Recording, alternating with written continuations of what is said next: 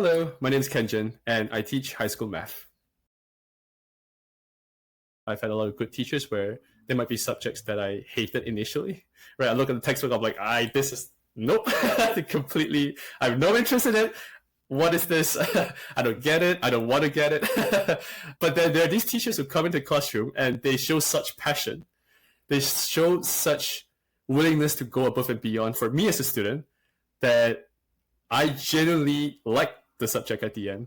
And then at that point, I don't do it. I don't learn it because I need to do an exam. I learn it because I almost find it interesting.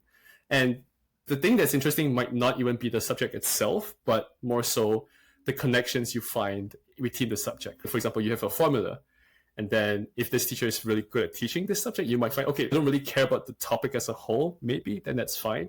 But like the way this formula can be applied, the way it can be fluidly used, the way you can build an intuition about it, the way you can see connections to other formulas, and then all this sort of, it's almost like a puzzle. And no matter what subject it is, there is a way to find interest in it. And I think that's so impressive that a good tutor or a good teacher can help students change their attitude in such an extent. It really is, to me personally, such a rewarding process to be able to go through, to be able to help you go through these difficulties when when learning, and to understand that it's really not your fault that you don't understand a certain thing.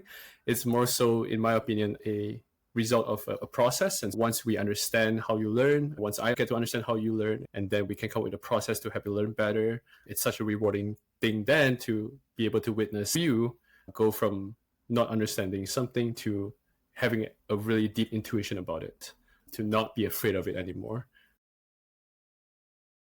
To use almost like a video gaming analogy, at some point, because especially back in high school and university, that there's so many written exams that at some point in my mind, I stopped comparing myself to others because it's kind of me against the paper. And it's almost like if you have a video game that's notoriously hard, right? And people still love playing them. And the reason is not that it's not hard. It is hard, but that people see it as a challenge and almost like a fun way of challenging themselves, right? And so even though a video game might be really hard, people still play it, people still put in the time, and they feel it's so satisfying when they beat it. And at some point for myself, I see exams the same way. So I see it as, hey, look, it's hard, and that's fine. And you had limited time to prepare, right? No one has 100% coverage of all the topics going in. And that's okay. But let's see this as like a final boss in the game. Let's just try our best and almost see like a fun challenge. And that's really important because even having that confidence going in psychologically makes such a big difference in terms of performance.